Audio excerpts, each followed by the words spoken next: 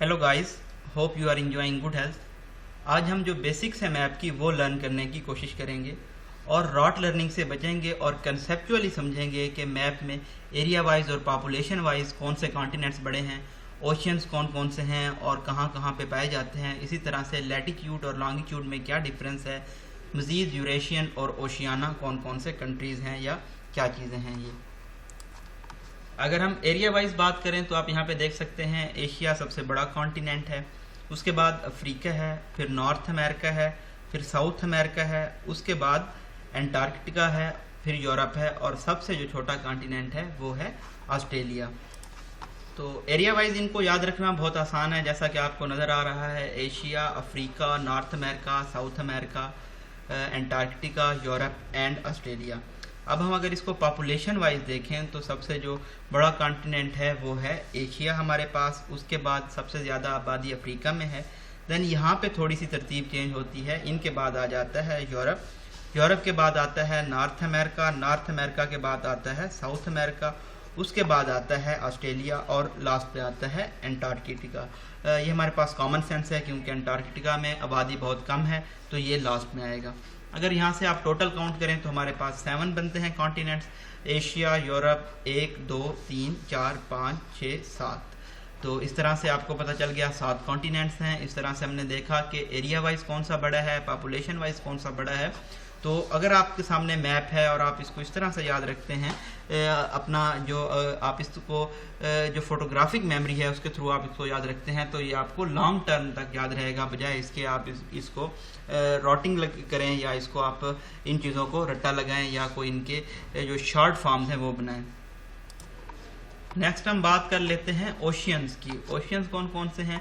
तो हमारे पास यहाँ पे पैसिफिक ओशियन है, यहाँ पे आप देख सकते हैं कि यहाँ इसके साथ साउथ लगा है और यही पैसिफिक ओशियन है, यहाँ पे इसके साथ नॉर्थ लगा है। जब हम लैटिट्यूड लॉन्गिट्यूड की बात करेंगे तो तब मैं वहाँ पे एक्सप्लेन करूँगा कि ये यहाँ पे नॉर्थ क्यों है और यहाँ पे साउथ क्यों है। पैसिफिक के बाद जो हमारे पास ओशियन है इसको एस शेप ओशियन भी कहते हैं, ये हमारे पास एटलांटिक ओशियन है, अगेन इसके साथ नॉर्थ एंड साउथ है, इसको भी एक्सप्लेन करूंगा मैं नेक्स्ट आगे जब हम लैटिट्यूड और लॉन्गिट्यूड को स्टडी करेंगे। उसके बाद जो हमारे पास ओशियन आता है वो है हमारे पास इंडियन ओशियन। इंडियन ओशियन के बाद जो बड़ा ओशियन है वो है सदर्न ओशियन या इसको हम एंटार्क्टिक ओशियन भी कहते हैं और लास्ट पे हमारे पास यहाँ पे है आर्कटिक ओशियन। तो यहाँ पे जो ओशियंस की बात हो रही थी वो एरिया वाइज, डेप्थ वाइज और वॉल्यूम वाइज हो रही थी कि किसका एरिया सबसे बड़ा है, पानी किस में सबसे ज़्यादा है और कौन सबसे गहरा है। तो इसी तरतीब से आप चलें, लाइक के यहाँ पे हमारे पास पैसिफिक है सबसे बड़ा है, उसके बाद हमारे पास अटलांटिक आता है, ये उससे छोटा है और उसके बाद इंडियन ओशियन का नंबर आता है और उसके बाद अगर हम देखें तो यहाँ पे हमारे पास आता है साउदर्न और उसके बाद लास्ट पे हमारे पास आता है आर्कटिक ओशियन। साउदर्न आता है और लास्ट पे जो सबसे है वो आर्कटिक ओशियन है। यही तरतीब रहेगी अगर हम कोस्ट लाइन्स की बात करें।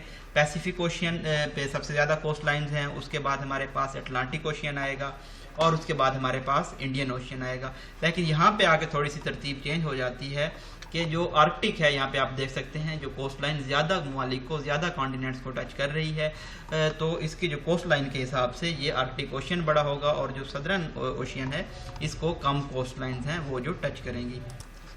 नेक्स्ट हम बात कर लेते हैं इक्वेटर की। यहाँ पे आप 0 डिग्री पे लाइन देख रहे हैं, यहाँ पे जो क्रॉस कर रही है दुनिया को 2 हिस्सों में तकसीम कर रही है और इसको इमेजिनरी लाइंस हैं ये, तो इसको हम बोलते हैं इक्वेटर।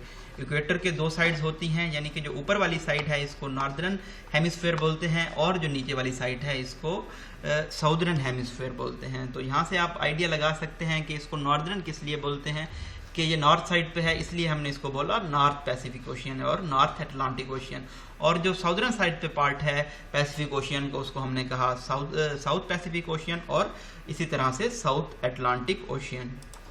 यहाँ पे आप देख सकते हैं 23.5 पे जो लाइन क्रॉस कर रही है इसको बोलते हैं ट्रॉपिक ऑफ कैंसर जो नॉर्थ साइड पे है। इसी तरह से 23.5 पे जो साउथ साइड पे क्रॉस कर रही है इसको हम बोलते हैं ट्रॉपिक ऑफ कैप्रिकॉन। ये जो ट्रॉपिक्स होते हैं इन पे बहुत सारे क्वेश्चन भी बनते हैं। फॉर एग्जांपल यहाँ पे आपको एक क्वेश्चन की मैं आप मिसाल दे दूँ यहाँ पे, तो जो ट्रॉपिक ऑफ कैंसर है और इसी तरह से इक्वेटर है और ट्रॉपिक ऑफ कैप्रिकॉन है, ये कौन से बड़े आज़म को क्रॉस कर रही हैं तमाम लाइंस।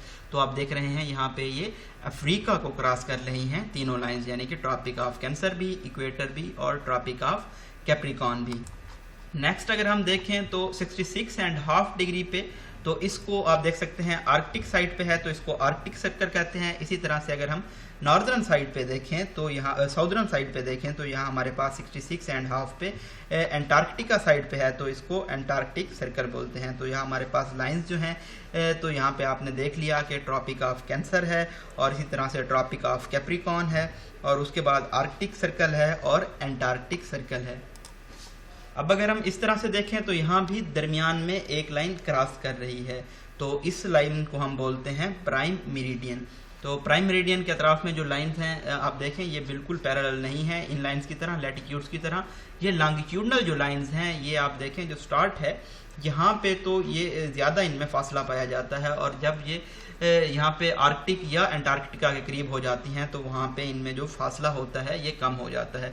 इन तमाम चीज़ों को जब हम लैटिट्यूड और लॉन्गिट्यूड के बारे में चैप्टर पढ़ेंगे तो उनको हम ज़्यादा अच्छे तरीके से अंडरस्टैंड करने की कोशिश करेंगे कि इनमें फासला क्यों कम हो जाता है, कितना फासला पाया जाता है, ये तमाम चीज़ें हम डिस्कस कर रहे होंगे नेक्स्ट चैप्टर में।